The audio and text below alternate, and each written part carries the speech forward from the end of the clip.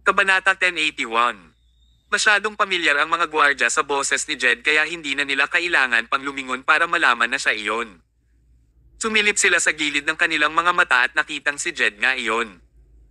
Ginoong Motley, ano ang nagdala sa iyo dito?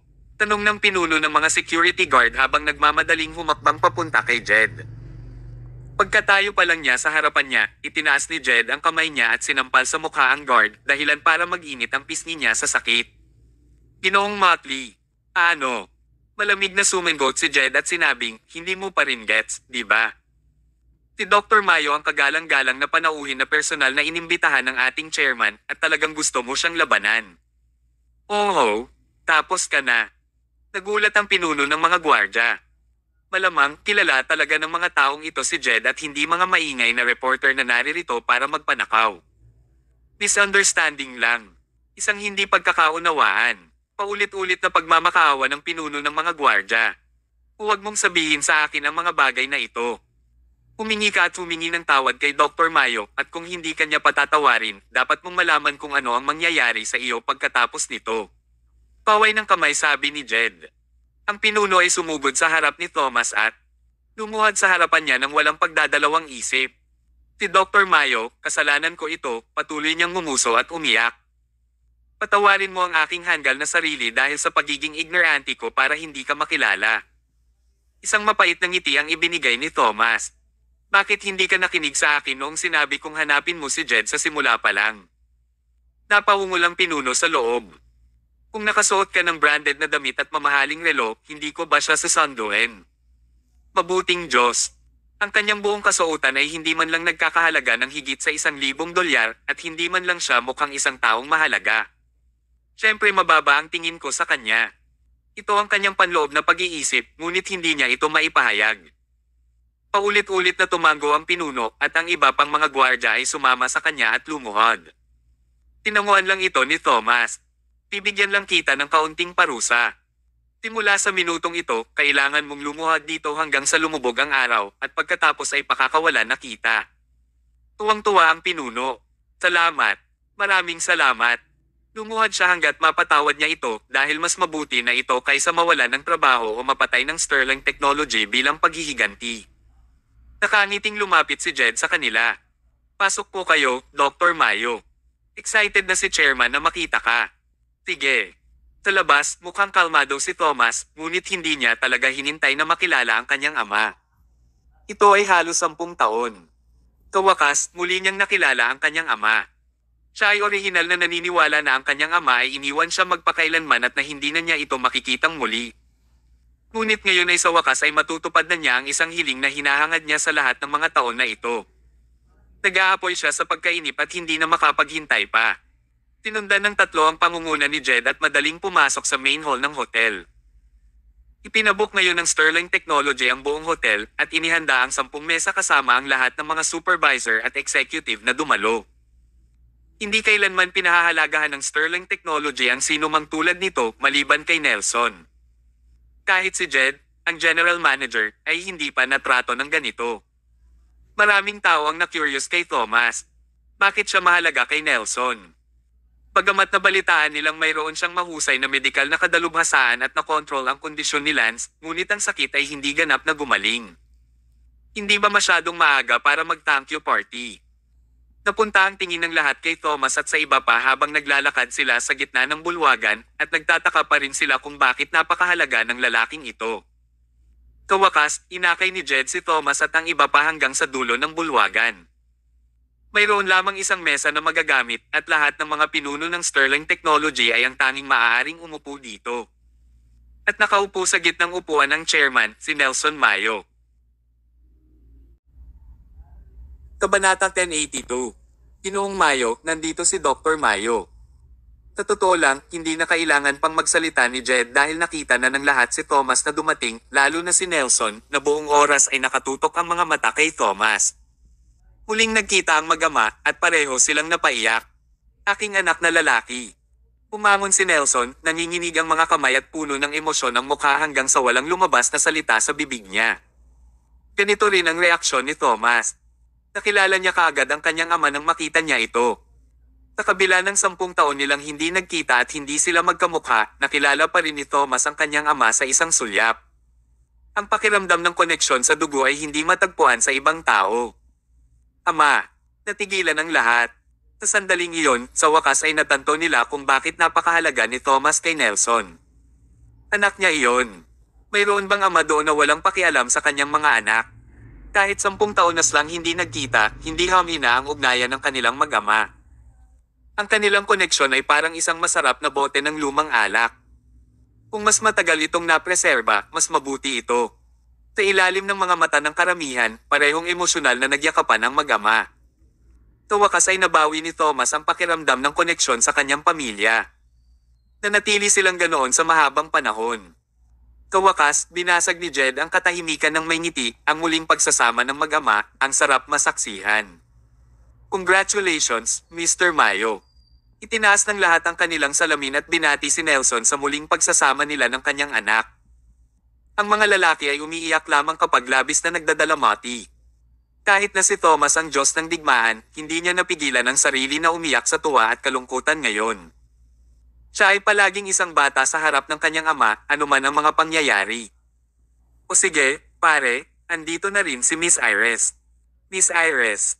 Medyo hindi mapakali si Nelson dahil kakabanggit lang ni Jed na si Iris ang dinadala ni Thomas at hindi niya inaasahan na may dadalhin itong ibang babae ngayon. Sa gilid, umiiyak na si Iris sa sobrang emosyon. Dati siyang kaklase ni Nelson, dati na silang magkaibigan, at matagal na rin niya itong mahal. Nagtapat na siya sa kanya noon, pero lagi siyang tinatanggihan.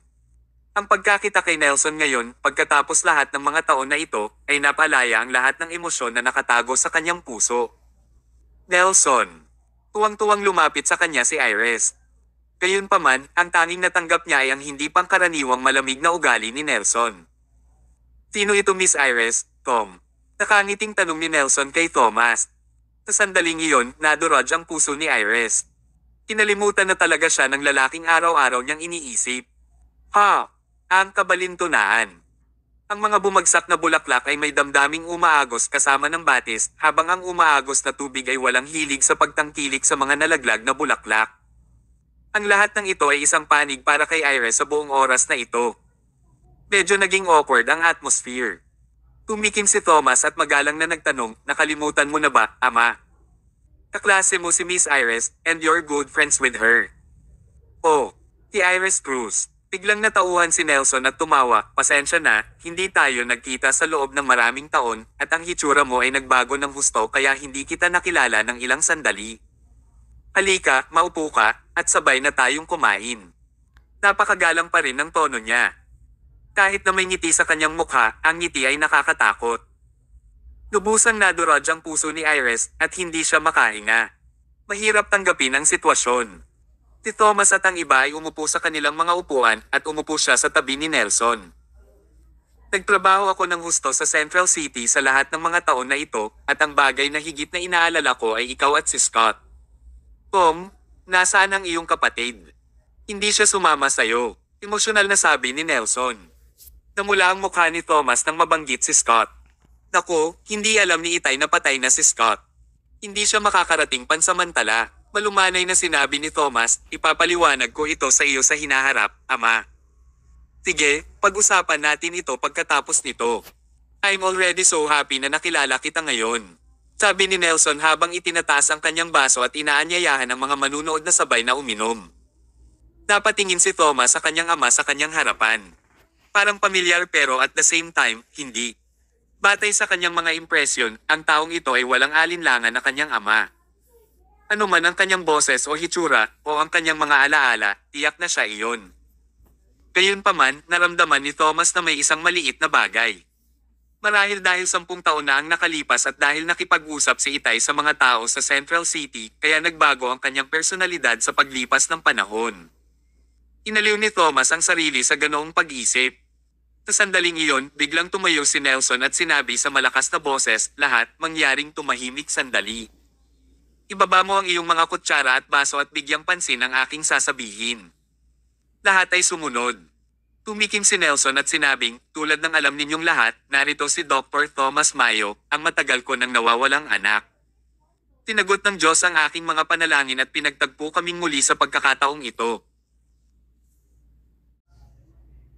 Kabanata 1083. Ako ay nasa mahinang kalusugan sa mga nakaraang taon at ang pinaka-ikinababahala ko ay walang sino man ang makakabawi sa Sterling Technology balang araw. Ngunit ngayon na ang aking anak na si Thomas ay bumalik sa akin at ang matandang ito sa wakas ay natagpuan ang kanyang kahalili. Lahat naman ay maayos. Ako, sa pamamagitan nito ay inaanunsyo na si Thomas Mayo, ang batang master ng Sterling Technology, ay ang kahalili sa aking lugar na personal kong hinirang. Kung may mangyari sa akin, mamanahin ni Thomas ang pwesto ko bilang chairman ng Sterling Technology.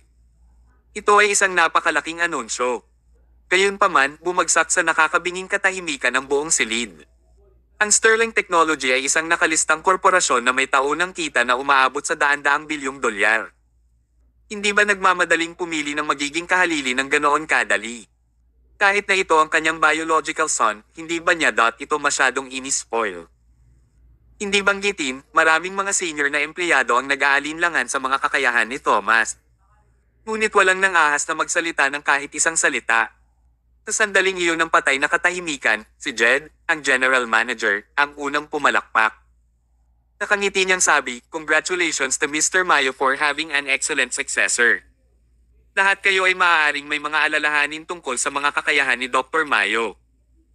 Ngunit makatitiyak na, habang siya ay isang doktor na ngayon, siya ay dating punong opisyal na namamahala sa Southland District at West Coast's God of War. Siya ay walang alinlangan na may kakayahang manguna sa Sterling Technology. Maraming tao ang nagpakawala ng sama-samang buntong hininga pagkatapos marinig iyon. Maasahan pa rin para sa punong opisyal na namamahala sa isang distrito na maging kahalili nila. Hindi nagkamali si Nelson dito. Ngunit hindi talaga maaaring maging masaya si Thomas tungkol dito. Una sa lahat, hindi siya ganoon kahanda na maging kahalili sa anumang bagay. Pangalawa, si Jed ay nagsagawa ng malawak na pagsasaliksik sa kanyang background sa gayong maikling paunawa. Ano ang gusto ni Jed Motley? O sa madaling salita, ano ang gusto ni Nelson Mayo? Para sa isang maikling sandali, si Thomas ay hindi nahulaan ito. Ngunit, ano man ang nais gawin ng kabilang partido, ang pagkilos ng paghuhukay sa background ng mga tao ay naging sanhi ng pakiramdam ni Thomas na nanginginig ang kanyang gulugod. Talagang may mali tungkol sa Sterling Technology. Sa sandaling iyon, ngumiti si Thomas at nagsalita, "Pare, ngayon lang tayo nagkita, huwag mo sanang sabihin ang mga bagay na ito na nakakatakot. O, may mga chismis tungkol sa iyong mahinang kalusugan at mayroon kang kakaibang sakit. Mayroon akong ilang kaalaman sa medisina. Gusto mo tingnan ko ang pulso mo?" "Oo naman, naisip ko rin ito." Inunat ni Nelson ang kanyang kamay, at inilagay ni Thomas ang kanyang mga daliri sa pulso ni Nelson, tinitingnan kung anumang abnormalidad sa kanyang mga daluyan ng dugo o mahahalagang organo. Sa isang pagsusuri lamang, nakita ni Thomas ang problema. Si Nelson, sa katunayan, ay nagkaroon ng karamdamang katulad ni Lance at mas malala pa ang kalagayan. Ngunit ang tanong ay kung si Lance ay hindi makagalaw ng malaya kahit na siya ay hindi gaanong naghihirap, bakit si Nelson, na may mas masahol pa, ay madaling gumalaw? Maaari pa rin siyang kumain at uminom, makipag-usap ng masaya, at hindi siya lumilitaw na nasa anumang uri ng pagkabalisa. Ito ay hindi masyadong tama. Maingat na ipinadala ni Thomas ang kanyang hininga mula sa loob ng kanyang katawan patungo kay Nelson at damaloy ito sa mga daluyan ng dugo ni Nelson para mas makita niya ang kanyang kalagayan. Pagkatapos ng inspeksyon na ito, natuklasan niya ang isang mas seryosong issue. Ang mga mahahalagang bahagi ng katawan ni Nelson ay tila nasira sa ibabaw, ngunit sila ay talagang protektado ng isang proteksyon na kalasag. Ma-assess lamang ni Thomas ang kondisyon sa labas ng protective shield sa panahon ng kanyang inspection ngayon. Bagamat lumalabas na nasira ang kanyang mga organo, sa katunayan sila ay nasa mahusay na kondisyon at medyo malusog. Ibig sabihin, walang kahit isang problema ang Nelson na nasa harapan niya.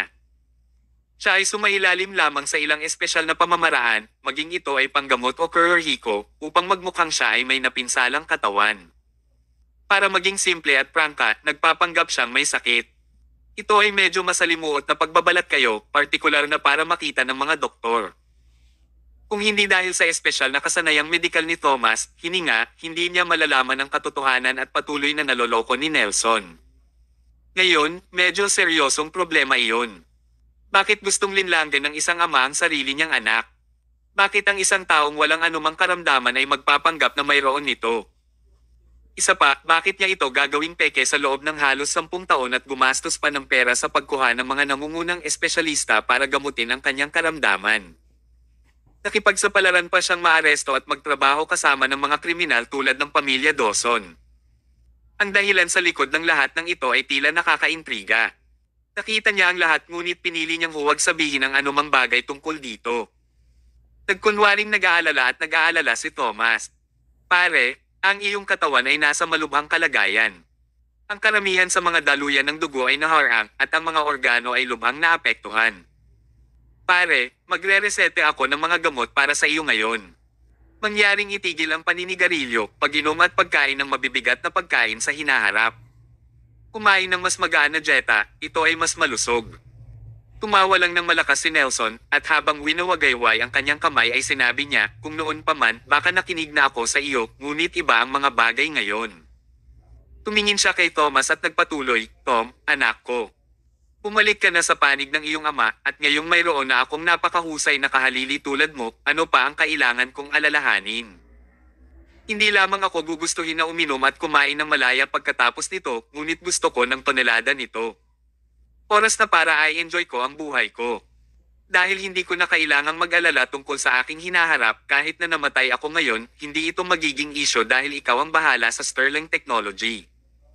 Salamat sa pagpapakita mo, anak. Tanging ang huling pangungusap sa kanyang buong talumpati ay tila sinsero. Tuwang-tuwa si Nelson sa hitsura ni Thomas na nakikita ng kislap ng kasiyahan at kasiyahan sa kanyang mga mata. Pinagtawanan siya ni Thomas ng ilang salita, ngunit lihim din siyang nagtanim ng binhi ng pagdududa sa kanyang puso kasabay nito. Ang kanyang tinatawag na ama ay talagang masyadong kakaiba.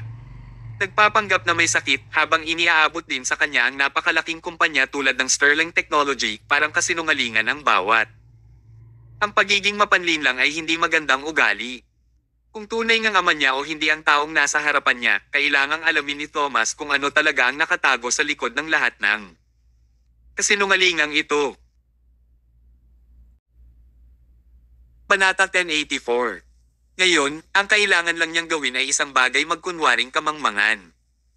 Nagkunwaring walang alam si Thomas na para bang niloko talaga siya ni Nelson. Masaya siyang nagpatuloy sa pagkain kasama niya. Sa kalagitnaan ng piging, isang matambok na lalaki mula sa isa pang mesa ang tumayo at lumapit sa mesa ni Thomas na may hawak na wine glass. Itinaas niya ang kanyang wine glass sa direksyon ni Thomas at ngumisi. Ginoong Thomas, ako ang R&D na pangangasiwa ng Sterling Technology. Ang pangalan ko ay Craig Eastwood. Pumunta ako rito upang mag-alok sa iyo ng isang toast para sa pagbabalik sa isang maluwalhating paraan. Umiti si Thomas at itinaas ang kanyang wine glass. Pagkatapos magpalitan ng kaunting pleasantries, uminom sila ng kanilang alak. Akala niya ito na, ngunit nagsalin si Craig ng isa pang baso ng alak at sinabing, Mr. Thomas, hayaan mo akong mag-toast muli sa iyo. Ito ay para sa iyong muling pagsasama ni Mr. Mayo. Ngayon, nagbago ang ekspresyon ng lahat. Hindi sila tanga. Ito ang mga taong nagtrabaho sa larangan ng negosyo at masasabi nilang may mali sa ilang kilos at sulyap lamang.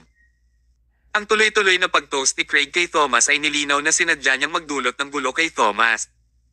Masasabi nila base sa peking ngiti sa kanyang mukha.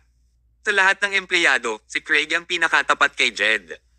Kung tutusin, mas loyal pa siya kay Jed kumpara kay Mr. Mayo, at palagi siyang naniniwala na si Jed ang tunay na successor ng kumpanya. Sa totoo lang, bago lumitaw si Thomas, ganito na ang mga pangyayari. Ngunit ngayon, iba ang mga bagay. Ang anak ni Nelson Mayo ay lumitaw nang wala sa oras at inalis ang posisyon na orihinal na pagmamayari ni Jed. Bilang pinakamagaling na subordinate ni Jed, hindi nakatiis na panoorin ito ni Craig. Ngunit hindi niya magawang punahin si Nelson sa kanyang mukha. Kaya naman, nagpasya siyang ilabas ang kanyang sama ng loob sa pamamagitan ng parusahan kay Thomas. Nakikita ito ng lahat, ngunit wala silang sinabi tungkol dito. Wala silang sinabi dahil maraming tao ang kapareho ng iniisip ni Craig. Paano magiging kahalili si Thomas nang walang ginagawa sa sandaling bumalik siya? Siguradong nananaginip siya kung naisip niyang magagawa niya ito. Si Thomas ay hindi isang idiot. Nasabi niya kung ano ang ginagawa ni Craig, kaya inabot niya at tinanggihan ang toast sa pagsasabing, hindi na ako umiinom. Hindi ka na umiinom. Pinawi ni Craig ang baso ng alak at sinabing, "Oh, lasing ka na ba sa kaunting alak na ito? Grabe ang alcohol tolerance mo, Mr. Mayo." May nagkagulo sa gilid, "Lalaki ka, bakit hindi ka umiinom?" Tama iyan. Makikipag-ayos ka sa mga deal sa negosyo sa ngalan ng Sterling Technology sa hinaharap. Kung lasing ka sa isang baso lang, paano ka magpapatuloy sa negosasyon? May sakit si chairman, pero nakakainom pa rin siya ng mga 5 baso. Bata ka pa, at lasing ka sa isang baso lang. Sok, hindi ko naisip to. Talaga bang nararapat na ibigay natin ang Sterling Technology sa isang taong tulad nito? Ang mga nakatataas na empleyado ay gumawa ng mga nakatagong kritisismo. Maaaring pinag-uusapan nila ang tungkol sa kanyang intolerance sa alkohol sa ibabaw, ngunit ang totoo, hindi sila nasisiyahan na si Thomas ang naging kahalili. Siyempre, ang ilan sa mga hindi na napigilan ng kanilang galit ay nagpahayag na lamang ng kanilang mga opinyon. Medyo naging awkward ang atmosphere. Sa pagkakataong iyon, tumayo si Jed at sinigawan sila, "Anong ginagawa niyo? Kalaban mo ba si chairman? How dare you question the chairman's orders? Kung si Ginoong Thomas ay hindi makakainom, pagkatapos ay iyon na. Ano ang mali doon? Hindi ito labag sa batas." Natahimik ang lahat. Nanatili pa rin ang prestihiyo ni Jed. Sa sandaling magsalita siya, walang ibang nang-ahas na magsalita. Ngunit ito ay naglagay kay Thomas sa isang mas awkward na posisyon. Bilang kahalili, siya ay kinutya dahil sa pagiging inutil. Gayunpaman, kailangan lang tumayo ni Jed at natigilan ang masa. Nilinaw nito na si Jed ang may pabor sa karamihan. Ang awkward. Napangiti si Craig. Naabot na niya ang kanyang layunin. Kaya, kinutya siya. "Dahil hindi ka makakainom, hindi kita pipilitin." Nang gusto na niyang bumalik, tinawag siya ni Thomas. "Sandali, Mr. Eastwood." Panata 1085. "Oh, ano ito, Mr. Thomas?" Nakangiting sabi ni Thomas, "Baka na misunderstooden mo ang sinabi ko kanina. Hindi ko sinabi na hindi ako inom dahil ayaw ko nang uminom. Tinasabi ko lang na hindi ako iinom ng alak mo." Natigilan si Craig. "Anong ibig mong sabihin? Tinasabi ko na ang nilalaman ng alkohol sa iyong alak ay masyadong mababa. Babae lang ang umiinom niyan. Lalaki tayo, kaya hindi bagay na inumin natin yan, di ba?" Ikaw, namula ang mukha ni Craig. Ang nilalaman ng alkohol sa kanyang alak ay 50%. Hindi ito itinuturing na mataas, ngunit tiyak na hindi ito alak na itinuturing na may mababang nilalaman ng alkohol. Paano maituturing ang alak na ito na iniinom ng mga babae? Ngunit nang sabihin ito ni Thomas, malinaw na pinipilit niya si Craig sa isang sulok. Matagal na niyang tinatakpan ang kanyang bibig, ngunit umiinom siya ng alak na may mababang nilalamang alkohol. Hindi naman siya lalaki. Tulad ng inaasahan ni Thomas, nahulog si Craig sa kanyang bitag. Umuso siya. "Ikaw ang nagtanong nito. Waiter, dalhin mo na ang alak na may 65% alcohol content." 65%. Talagang alak iyon na may mataas na nilalamang alkohol. Ang ganitong uri ng alak ay isang bagay na maaaring malasing ang isang normal na tao sa isang baso lamang. Kahit na ang mga may mahusay na pagpapaubaya sa alkohol ay hindi maaaring tumagal ng higit sa ilang baso. Kung lumipat siya sa isang bagay na may 65% na nilalamang alkohol, nangangahulugan ito na nagpa siya si Craig na maging seryoso. Pero natuwa lang si Thomas. Naguguluhan si Craig. Tanong niya, "Bakit ka tumatawa?" Isang malamig na liwanag ang sumilay sa mga mata ni Thomas. "Dahil isa kang bakla. Ikaw. 65%. Naglakas loob ka bang maglabas ng isang bagay na may mababang nilalaman ng alkohol? Mr. Eastwood, ipapahiya mo ba ang Sterling Technology ng ganito?" Hindi na alam ni Craig ang dapat niyang sabihin. Masyadong mayabang si Thomas. Ngunit kahit na siya ay mayabang, kailangan niya ng kakayahang i-back up ito. Naiinis na tanong ni Craig, "Kung gayon, sabihin mo sa akin, ano ang dapat nating inumin?" Mahinang sinabi ni Thomas, "Everclear Grain Vodka." Nang sabihin niya ang pangalan, maraming tao ang nagbago. Ang Everclear Grain Vodka ay isa sa pinakamalakas na espirito sa mundo. Nasunog nito ang dila at ang nilalaman ng alkohol ay isang 75%. Ang problema, halos hindi ito naibenta sa merkado sa kanilang bansa. Natawa si Craig sa narinig. Tinuro niya si Thomas at sinabing, "Everclear Grain Vodka, di ba? Ikaw ang humiling nito. Waiter, dalhin mo rito ang 2 Everclear Grain Vodka sa koleksyon ko. Natatawa siya sa puso niya. Thomas, naisip mo ba na makakaahon ka dito sa pamamagitan ng pagbibigay ng pangalan sa isang espiritong hindi mo mabibili sa palengke? I'm sorry, pero malas ka lang ngayon. Medyo nagulat si Thomas. Sinabi niya, hindi ka makakabili ng Everclear Grain Vodka sa aming merkado. Ilang beses kong gustong inumin ito, ngunit hindi ko nagawa. Salamat sa iyo, matitikman ko ito ngayon. Tumawa ulit si Craig. Bakit ngayon ka pa nagpapalabas, brat? Ipapaalam ko sa iyo ang kahulugan ng pagsisisi ngayon. Huwag mong isipin ang pag-alis ng hotel hanggat hindi ka umuubo ng dugo dahil sa pag-inom. Kahit na iniisip niya ito, magalang na sinabi ni Craig, hindi ako nagkaroon ng pagkakataon na ilabas ang mga espiritu sa aking koleksyon. Pero nagkataon lang na kaya ko ngayon. Halika, Mr. Thomas, pupunuin ko ang iyong baso para sa iyo.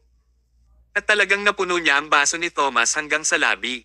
Pinalitan pa niya si Thomas ng sobrang malaking baso. Maraming tao ang naramdamang gumapang ang kanilang mga balat nang makita nila ang buong baso ng Everclear Grain Vodka. Kung ininom niya ito, si Thomas ay nakahiga sa sahig, tama ba? Thomas, bakit kailangan mong ilagay sa isang malakas na harap? Ano na ang gagawin mo ngayon? Kabanata 1086. Nang makita ni Jed na ang mga bagay ay umuusad sa masamang direksyon, mabilis siyang tumayo upang mamagitin sa sitwasyon. Tama na, Craig. Anong ginagawa mo? Pilasin mo at kunin mo ang vodka. Natuwa si Craig. Ginoong Motley, nakita mo ang nangyari. Hindi ako ang gustong uminom nito. Si Ginoong Thomas ang gustong uminom nito. Tinutupad ko lang ang gusto ni Mr. Thomas. Umunat ang noo ni Jed at sinabi kay Thomas, Mr. Thomas, masyadong mataas ang alcohol content sa vodka na iyon. Kung inumin mo ito, hindi ito mabuti para sa iyong katawan. Bakit hindi na lang natin i-slide? Pinibigyan niya ng paraan si Thomas. Kung kinuha ito ni Thomas, hindi niya kailangang uminom ng vodka. Kahit na medyo mapapahiya siya at minamaliit ng mga taong nanunood ng palabas, mas mabuti pa rin iyon kaysa umubo ng dugo dahil sa vodka. Ngunit walang paraan na umatras ang Diyos ng digmaan. Ngumiti si Thomas at sinabing, masarap itong vodka at baka hindi ka na magkakaroon ng pagkakataong matikman ito. Kung hindi ko ito inumin ngayon, pagsisisihan ko ito habang buhay. Yan. Natagpuan ni Jed ang kanyang sarili na handi na kaimik. Pinigyan na niya ng paraan si Thomas mula sa sitwasyon, ngunit iginiit niyang singilin ng diretso sa gulo. Kung ganoon ang kaso, walang makakaligtas sa kanya. Nakaramdam na rin ng kaba si Iris. Nang gusto niyang hilahin si Thomas para pigilan siya, pinigilan siya ni Iris. Bahagya niyang ipinilig ang ulo. Bilang isang karampatang subordinate ni Thomas na nakipaglaban sa kanya kahit saan, mayroon siyang malinaw na ideya ng pagpapaubaya ni Thomas sa alkohol. Kahit na ang lahat ng mga taong ito ay nakipagkompetensya laban kay Thomas, hindi nila siya malalampasan. Hindi na kailangang mag-alala. Ngunit hindi ito alam ng iba. Inisip na lang nila na napilitan si Thomas sa isang sulok at kailangang uminom ng Everclear Grain Vodka. Kaya naman, lahat sila ay naghintay na panoorin si Thomas na magpakatanga. Habang nanunood ang mga tao, itinaas ni Thomas ang kanyang baso ng alak at sinulyapan si Craig. Ginoong Eastwood, iinuman ko ito. Hindi mo mahahanap ito ng awa, tama? Ayoko. Inumin mo na lang. Kung gayon, huwag mo akong pansinin. Hindi nagpapigil si Thomas. Ibinalik niya ang kanyang ulo at ininom ang vodka sa malalaking lagop, mabilis itong nilagop. Masarap na vodka yan. Inampis ni Thomas ang baso ng alak sa mesa at ngumiti. Sa totoo lang, marami na siyang nainom sa buong buhay niya, pero hindi pa siya nakakatikim ng kasing init nito. Pakiramdam niya ay magliliwanag na ang fighting spirit sa kanyang puso. Sa pagkakataong iyon, umagos ang dugo ni Thomas. Isa pa, tigaw ni Thomas na ikinatakot ni Craig. Napalunok siya at muling nilagyan ng laman ang baso niya. Walang ibang sinabi si Thomas at ibinalik ang kanyang ulo upang tapusin ang lahat sa isang pagkakataon. Mabuti ito. Ngayon naman ay natulala si Craig. Ang nilalaman ng alkohol sa Everclear Grain Vodka ay 75%. Ang karaniwang tao ay lasing pagkatapos lamang ng isang baso, halos walang makakainom ng 2 buong baso ng napakabilis. Hindi man lang siya nagpahinga. Kailangang malaman na ang vodka na ito ay hindi lamang isang malakas na sipa kahit na ang paso ay malakas. Pinunasan ni Thomas ang kanyang mga labi at binigyan si Craig ng multo ng isang ngiti. Mahina niyang tanong, hindi ka ba iinom, Mr. Eastwood? Sa hindi malamang dahilan, nanginginig si Craig sa mga tingin ni Thomas. Ang tingin ni Thomas ay parang demonyo mula sa impyerno. Ito ay malalim at nakakatakot at ang mga nasa ilalim ng kanyang mga titig ay makaramdam ng takot. Well, ako. Nang makita niya kung paano nang inig si Craig, sinabi ni Thomas ng masama, ikaw ang supervisor ng Sterling Technology, bakit ka nag-aalangan na parang babae? Nakakahiya. Dahil gusto mong maging isang babae, maaari kang maging isa ngayon. Pumunta at magbuhos ng alak para sa iba pang mga bisita. Halika, isa pa. Kabanata 1087.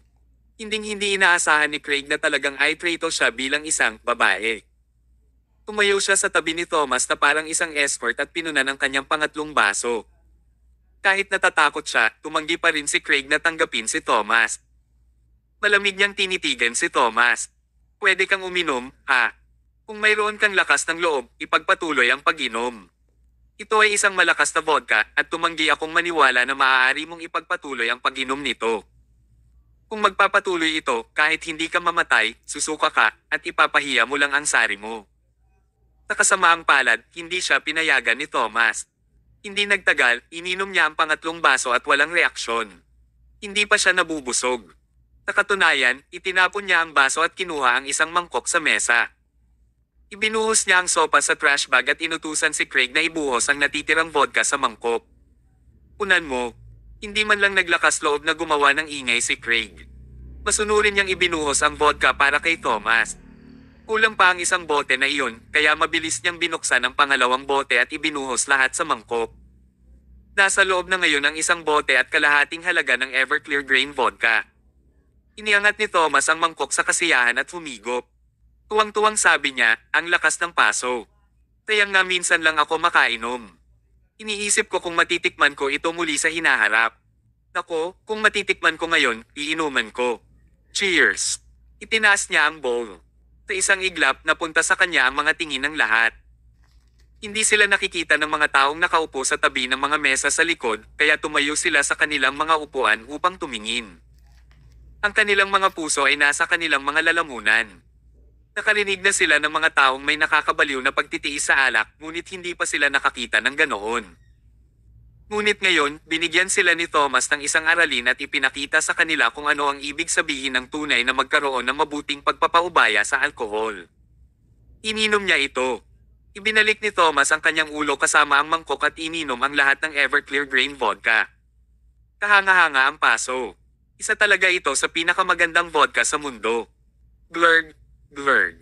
Hindi napigilan ni Thomas.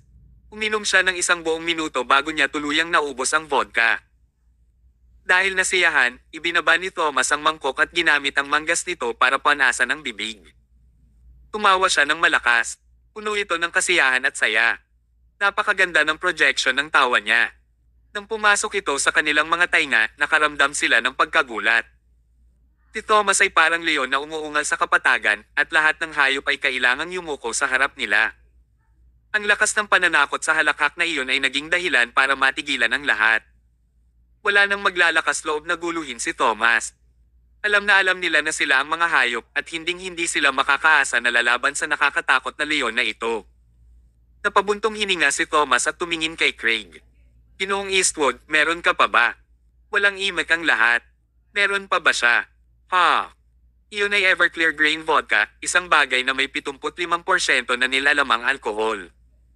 Isa iyon sa pinakamalakas na espiritu sa mundo at hindi pa siya nasisiyahan kahit nakainom na siya ng 2 bote. Akala niya ba Heineken ang iniinom niya? Awkward na umiling si Craig. Wala na ako. Seryoso. Iyan lang ang lahat ng magagandang espiritu na nasa akin. Hindi nasisiyahang sinabi ni Thomas, sayang. Hindi ko pa ni-enjoy ang laman ko. Hindi siya nagsisinungaling. Kitang-kita ng mga tao na matino pa rin ang ulo ni Thomas at hindi nagpapakita ng mga palatandaan ng pagkalasing. Nagawa niyang uminom ng 2 Everclear Grain Vodka nang hindi nalalasing at para bang hindi siya naapektuhan nito. Hindi pa nila pag-uusapan ang iba pang aspeto, ngunit ang kanyang pagtitiis sa alkohol ay nagawang humanga sa lahat. Kung sila ay uminom sa hinaharap, hindi sila makikipagkompetensya kay Thomas. Sinabi ni Thomas kay Craig, "Sige, escort lady, hindi na kita kailangan dito. Maaari kang pumunta at pagsilbilan ng iba pang mga bisita." Kabanata 1088. Natigilan si Craig. Ano ang ibig niyang sabihin? Malamig na tinitigan siya ni Thomas. Di ba ngayon ko lang sinabi sa'yo? Kung gusto mong maging isang babae, pagkatapos ay maging isang maayos na babae. Magiging escort ka sa piging ngayong gabi. Pumunta ka at maghatid ng alak sa iba pang mga bisita. Pinapayagan ka lamang na tumayo sa panahon ng piging at hindi ka magkakaroon ng upuan. Naiintindihan mo ba? Gustong umiyak ni Craig. Hindi pa nga siya naging chairman at hindi pa niya naaagaw ang Sterling Technology at nagpapalabas na siya ng ganyan. Ngunit si Craig mismo ang dapat sisihin. Kung hindi niya sinasadyang dumating para guluhin si Thomas, hindi sana siya mapupunta sa ganoong kalagayan. Kaya nga sinabi ng lahat na kapag gusto mong manggulo sa iba, dapat handa kang turuan ng leksyon. Walang pagkakataon sa mundo kung saan ikaw lang ang pinayagang mangbuli sa iba, ngunit ang iba ay hindi pinapayagang ay bully ka. Pumunta ka. Tinulya pa ni Craig si Jed, saka sumilip kay Nelson. Pero hindi na lang pinansin ng dalawa si Craig. Ito ay isang problema na dinala niya sa kanyang sarili. Kinailangan niyang tiisin ito ng mag-isa. Sa pakiramdam na nagbitiw, nahawakan na lamang ni Craig ang bote ng alak at nagbuhos ng alak para sa iba pang mga bisita. Sunod-sunod na bisita ang pinuntahan niya at isa-isang nagsali ng alak sa mga baso nila. Nakakalungkot kung isa sa alang-alang kung paano siya napunta sa estadong ito sa kabila ng pagiging supervisor ng R&D. Sa pagiging isang buhay na halimbawa ni Craig, lahat ay natakot kay Thomas. Kinasusuklamin din siya ng mga ito. Kinasusuklamin din siya ng mga ito sa pag-agaw sa posisyon ng kahalili. Pero natatakot din sila na parusahan niya sila tulad ng ginawa niya kay Craig. Karamihan sa mga tao sa Sterling Technology ay hindi nasisiyahan kay Thomas, ngunit sa pinakakaunti, walang sino man ang nangahas na pukawin si Thomas ng tahasan. Ang kanyang parusa kay Craig ay nag-iwan ng magandang impresyon at nagawa ni Thomas na bigyan ng babala ang lahat na kasama nito. Siya ay naging commander-in-chief sa kanlurang baybayin sa loob ng maraming taon, kaya alam ni Thomas ang mga trick sa bagay na ito. Maraming mga pagkakataon kung saan hindi niya kayang igalang ang mga tao kung nais niyang pamahalaan ang mga ito. Kadalasan, kailangan niya ang mga ito para matakot siya. Kung iginagalang lamang nila siya at hindi siya kinatatakutan, magkakaroon ng gulo. Hindi mahalaga kung gusto ni Thomas na sakupin ang Sterling Technology, kahit papaano, sa ngayon, siya ang kahalili ng kumpanya at kailangan niyang kumilos tulad ng isa. Ang paggawa ng iba na matakot sa kanya ay kinakailangan. Tuwang-tuwa si Nelson at pumalakpak para sa kanya. Maya-maya ay nagpalakpakan din ang iba at humanga sa ginawa ni Thomas. Sabi ni Nelson, "Tom, hindi talaga kita na-misjudge. Mahusay ka sa katapangan at talino. Sa isang mahusay na taong tulad mo ang aking kahalili, kahit na mamatay ako, hindi ako magsisisi. Pare, hindi mo kailangang maging malungkot. Hindi kita hahayaang mamatay kapag nandito ako. Haha, sige." Nagpatuloy ang piging. Tumagal ito ng halos 2 oras bago ito natapos. Dahil sa paulit-ulit na kahilingan ni Nelson, hindi na nanatili sa hotel si Thomas at ang iba pa. Inutusan niya ang kanyang mga katulong na linisin ang isang walang tao na mansyon upang si Thomas at ang iba pa ay manatili doon. At binigyan pa niya sila ng mayordomo, yaya, hardinero, at lahat ng iba pa. Personal na pinaponte ni Jed si Thomas at ang kanyang grupo. Isa itong mansyon na matatagpuan sa West Destiny Street. Ang bilang nito ay 556. Ito ang opisyal na lugar para manatili si Thomas sa Central City. Sabi ni Jed, "Mr. Thomas, mangyaring manatili dito pansamantala. Pupunta ako at kakausapin si Mr. Mayo ngayon sa kumpanya kung anong uri ng posisyon ang dapat niyang ibigay sa iyo upang maaari kang makisama sa lalong madaling panahon. Kapag pumunta ka sa kumpanya bukas, i-aanunsyo ni Mr. Mayo ang posisyon mo sa publiko. Salamat dyan. Walang anuman. Kung wala kang ibang hiling, aalis na ako. Kung may nangyari, pwede mo akong tawagan anumang oras. Sige." Kabanata 1089. Tumalikod si Jed at nagsimulang umalis. Ngunit may matayog na sinabi si Thomas, "Mr. Jed, ikaw ang orihinal na kahalili ng Sterling Technology, ngunit kinuha ko ang iyong posisyon sa pamamagitan ng puwersa out of the blue. Hindi ka ba nagseselo sa akin? Biglang huminto sa paggalaw si Jed. Ilang sandali pa, nakangiting lumingon si Jed at sinabing, hindi naman. Anak ka ni Ginoong Mayo at nararapat lang na ang anak ang pumalit sa negosyo ng kanyang ama, kaya ikaw ang perpektong kandidato para pumalit kay Ginoong Mayo. Huwag kang mag-alala, Mr. Thomas, gagawin ko ang lahat para suportahan kayong dalawa ni Mr. Mayo. Tumango si Thomas. Ginoong Jed, napakabuting tao mo. Salamat sa papuri. Tapos, pwede na ba akong umalis? Siyempre. This time, umalis na si Jed. Pinagmasdan ni Iris si Jed habang paalis at napabuntong hininga, mabait na bata si Jed. Bata pa siya at nagawa na niyang maging general manager. Ang kanyang mga kakayahan at karakter ay parehong top tier din. Hindi rin siya nagseselos tungkol sa pag-agaw mo sa kanyang posisyon. Anong magandang bata? Hanga ako. Nakipagpalitan ng tingin si Thomas kay Iris. Umiti lang sila at walang sinabi. Miss Cruz, let's go and look at the mansion. Sige. Pumasok silang tatlo sa mansyon at pinagmasdan ito. Hindi ito malaki. Tinakop lamang nito ang humigit kumulang 600 metro kwadrado ng lupa. May patio sa harap at pool sa likod. Mayroon din itong garahe sa ilalim ng lupa, isang antas na basement at 3 palapag na gusali sa itaas. Ang unang palapag ay isang sala. Mayroon din itong lahat ng uri ng entertainment facility sa loob. Ang ikalawang palapag ay kung saan naroon ang mga kwarto. Karamihan sa ikatlong palapag ay binubuo ng mga silid para sa iba't ibang mga function tulad ng mga pag-aaral, mga gym, at iba pang mga silid. Ang presyo para sa gayong marangyang mansyon sa Central City ay tiyak na nagkakahalaga ng higit sa $100 milyong. Malinaw na mayaman talaga si Nelson. Pagkatapos maligo ay umupo sila sa couch sa sala. Pinuksan ni Thomas ang TV at sinara ang pinto. Sa sandaling manood sila ng 10 minuto sa telebisyon, biglang nagtanong si Thomas ng isang bagay na tila hindi sinasadya, Miss Cruz, sa tingin mo ba si Nelson talaga ang tatay ko? Natigilan si Iris. Siyempre. Mukha siyang katulad noong nakaraan. Paanong hindi siya si Nelson? Walang paraan ng isang tao ay magmukhang katulad niya. At saka, mabait naman siya sayo. Hinayaan kanyang manatili sa $100 milyong na mansyon. Kung hindi mo siya ama, magiging mabait ba siya sa iyo? Tumango si Thomas. Tama ka. Ang kanyang mukha, boses, at maraming iba pang detalye ay eksaktong kapareho ng aking ama. At saka, sinubukan kong tanungin siya ng ilang bagay tungkol sa pagkabata ko sa piging. Kilala niya sila. Hindi lang niya alam, naaalala pa niya ang mga detalye na kahit ako ay nakalimutan na. Hindi ko lang maisip na may nakakaintindi sa akin ng lubusan maliban sa aking ama. Ngumiti si Iris at nagtanong, kaya, hindi mo kailangang mag-alala. Sa katunayan, parang wala siyang dapat ikabahala.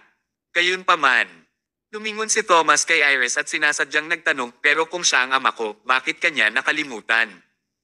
Siya ay isang matandang kaklase na sinubukan ni Nelson na manligaw sa loob ng maraming taon at labis din siyang nasaktan ni Nelson. Paano niya nakalimutan ang ganoon lang?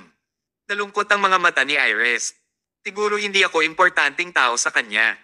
Isa lang akong taong lumitaw sa buhay niya at wala siyang pakialam kung makalimutan niya ako. Tumawa si Thomas. Isang taong nagpakita saglit. Hindi siya naniwala. Ipinagpatuloy ni Thomas at saka may pinakamahirap na bagay. Kung siya si Nelson Mayo, bakit siya nagpapanggap na may sakit at sinasadyang magsinungaling sa akin? Kabanata 1090. Walang sakit pero nagpapanggap. Tinadya ang pagsisinungaling. Hindi lang si Iris ang nabigla nang marinig ang dalawang pangungusap. Maging ang may kakayahang intelligence agent, si Iris, ay natigilan din. Talaga. Hindi nang ahas si Iris na maniwala sa narinig at nagtanong, maaari bang pagkatiwalaan ang impormasyong ito, Commander-in-Chief? Hindi ako nakatanggap ng ganoong impormasyon mula sa sino man sa aking mga impormante. Ito ay impormasyon na kahit na ang isang ekspertong ahente ng panektik tulad ng Iris ay walang impormasyon tungkol sa pagpapanggap.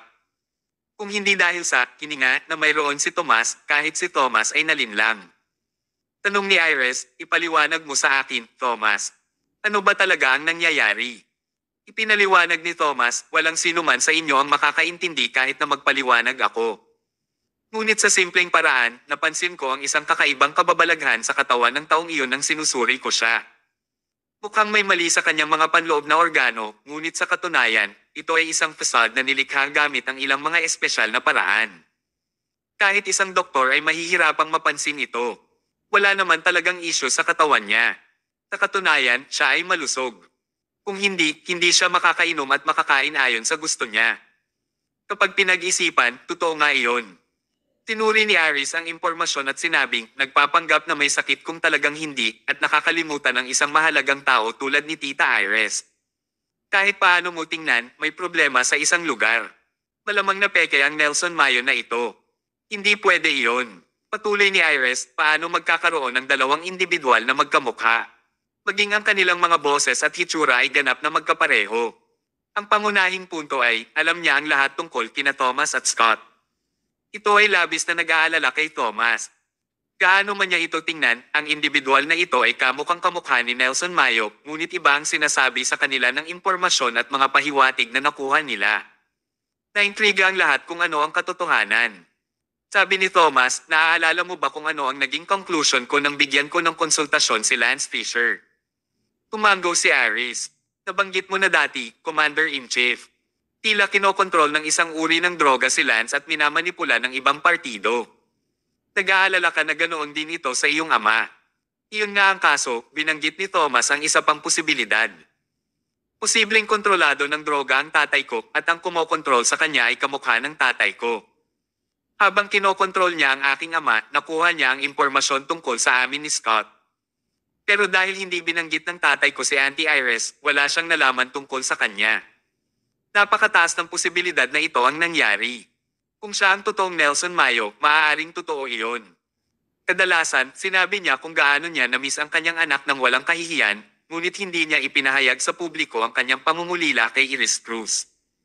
Kung tutuusin, hindi niya ito asawa.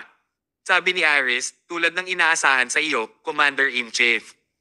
Sa haka-haka na ito, malinaw ang lahat bilang araw. Inagaw ng peking Nelson ang totoong Nelson at nagpanggap na siya ang tunay, sinusubukang lokohin ang lahat sa ilalim ng langit. Pihira siyang magpakita ng sarili at nagpanggap na may sakit dahil nag-aalala siya na ilantad niya ang kanyang sarili. Ang tunay na Nelson ay nasakop ng droga sa mahabang panahon at malamang na nasa panganib na mawala ng buhay. Kaya, walang pagpipilian ng peking Nelson kundi maghanap ng doktor para iligtas ang totoong buhay ni Nelson. Sa pamamagitan ng pagsusuri ni Aris, tila mas malapit sila sa katotohanan.